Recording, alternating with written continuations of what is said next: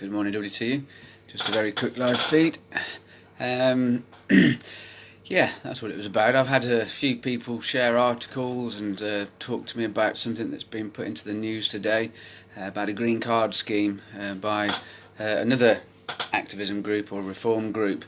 And I suppose people have been asking my opinions and thoughts and feelings about it. And I suppose once upon a time I might well have been happy about it. In fact, if I hadn't actually, learnt the truth about cannabis and cannabis prohibition. And since learning the truth, it put me on this kind of hell-bent mission to stop it, because it's completely unjust and it's destroying millions of lives. Not cannabis, but prosecution. Prosecution of people for choosing cannabis for whatever purpose is destroying millions of lives and life chances in the UK today, and it's doing it on the false premise that cannabis is a Schedule 1 drug with harmful potential of misuse and addiction, when in fact it's a nutritious herb that's been used by humanity for thousands of years, probably evolved with humanity, and can be used for therapeutic purposes, spiritual purposes, creative purposes, industrial purposes, like I bang on about all the time. So, some people are happy perhaps because there's talk of this green card scheme that might allow people to be exempt from prosecution for the possession of unlicensed cannabis, because that's technically the offence when you break it down. You've got licensed cannabis, which is from the pharmacy with your prescription, or you've got unlicensed cannabis that you've had off your friend down the street or out your closet or wherever you get it from. So the proposal I've seen put forward, which surprisingly has got the police support, it all sounds great, but I'll remind you now, at the beginning of 2018, when we started WTU, on the 3rd of September 2018, on behalf of the WTU community, I wrote to every police force in England and Wales, and I think the head of the force was Northern Ireland and Scotland.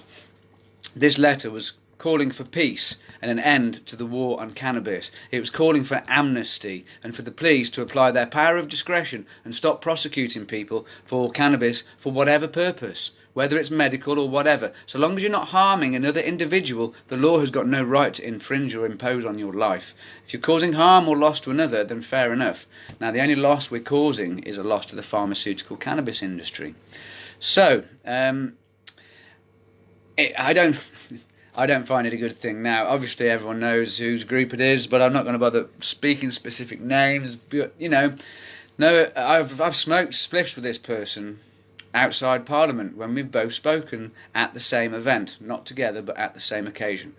And so I have no issue with Carly, really haven't.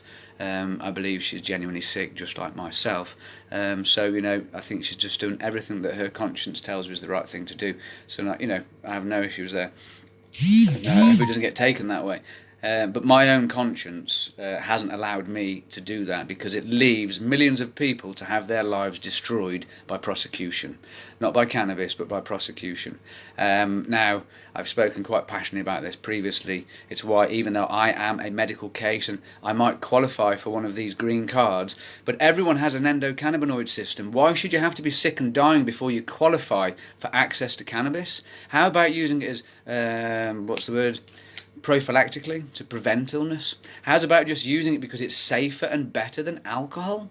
So how about we have, as consumers, the right to go into an off-licensed dispensary to purchase cannabis for adult purposes, for whatever we please? Why should we have to tell some person in Westminster why we choose cannabis? Oh, I'm sick and dying, I'm in pain all the time. So fucking what? It's irrelevant. The point is, I have an endocannabinoid system, and that plant has cannabinoids. Therefore, I should be able to access it, and no one on God's green earth should be able to stop me or anyone from doing so, especially when the Home Office is banging out licenses to companies to grow for profit, for medical purposes. So what we have here, really, is a temporary stopgap, because the pharmaceutical cannabis industry can't keep up with need, because there is genuine need. So what it's going to be soon, you won't be prosecuted with a green card, and soon you won't be prosecuted if you've got their cannabis. But if you've got someone else's cannabis, you're going to be prosecuted. That, to me, well, a wise man said to me once, Phil, why are you fighting for padded shackles instead of the end of slavery? So this, to me, is controlled opposition, astroturfing, padded shackles, whatever you want to call it. It isn't progress for me, because you've got a tiny, tiny group of people who may be protected. You've got an even smaller group of people about to make a shitload of money out of cannabis patents and cannabis patented products. 134 they have at GWs nowadays, I last counted. Not to mention all these other companies that are popping up and growing cannabis for medical purposes. The law is based on a lie. Smash the law to pieces and correct the law. That's all that needs to happen. Not the police to end half the law and end half the war and say, oh, okay, you're sick and dying enough, so we won't prosecute you. You can have your cannabis. Really? Are you going to lie down and accept this, people? Is that what you want for your future? Or do you want the right, the freedom and the autonomy to go and choose your cannabis wherever you want, whenever you want, for whatever you want? What are you going to accept, people?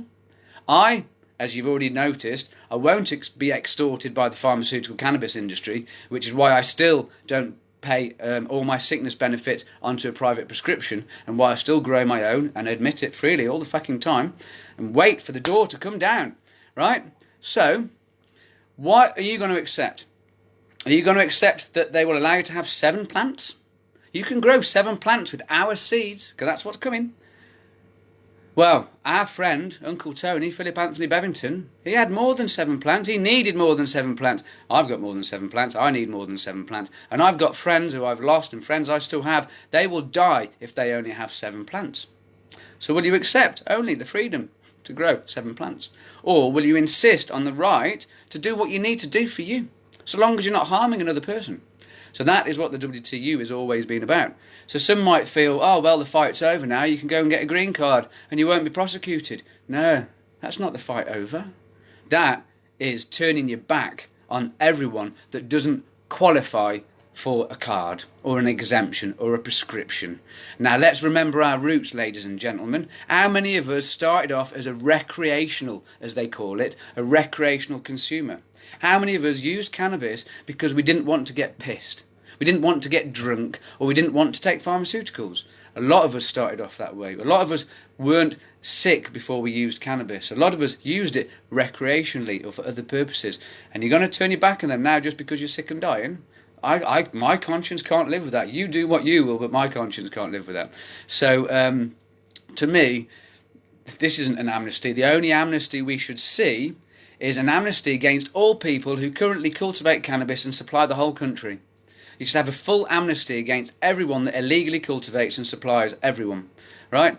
And then they should be given the opportunity to have a license and to set up their brand, like you've now got Budweiser and Foster's and Heineken, because this used to be alcohol prohibition they were fighting, by the way.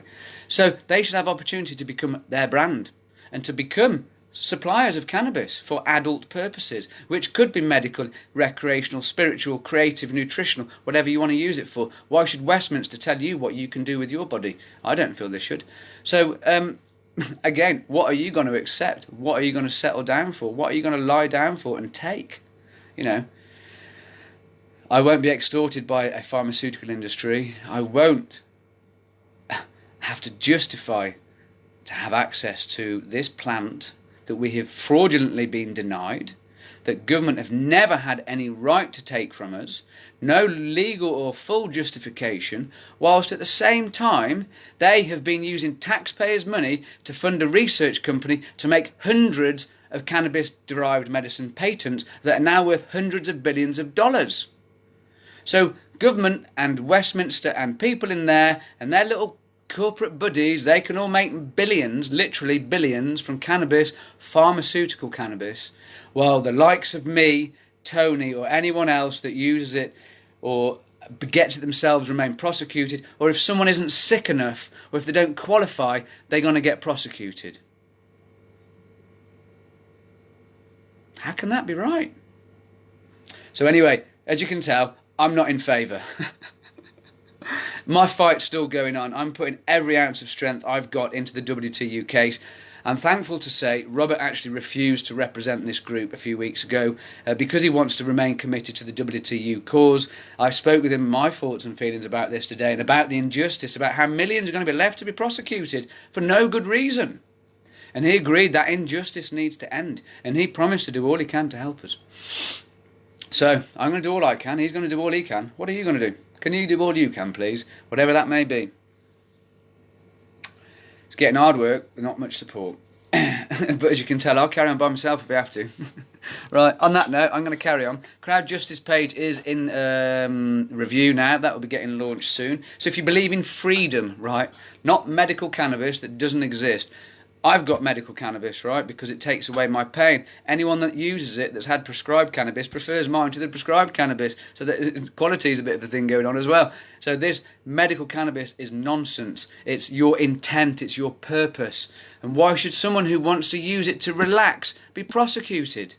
Just because someone wants to use it to take away cancer or pain or seizures. What is the difference? There is none. It's about dignity, quality of life, freedom of consciousness and the right to a private life. When you're causing no harm to others, the state's got no right to interfere. Well, that was until we had the COVID 2020 regulations, but that's a different subject. Anyway, that's my thoughts and feelings. I can't keep responding individually to messages about my opinions on this matter. I've got a shitload of work to do, and I'm going to carry on doing it because the legislation is wrong. The legislation is flawed from the very first line that was written about it, and that is what needs correcting. It doesn't need tweaking to let a few people have access and we'll still prosecute the rest of you unjustifiably. How can anyone in all good conscience lie in bed and go to sleep and allow that to happen? Love, peace and light.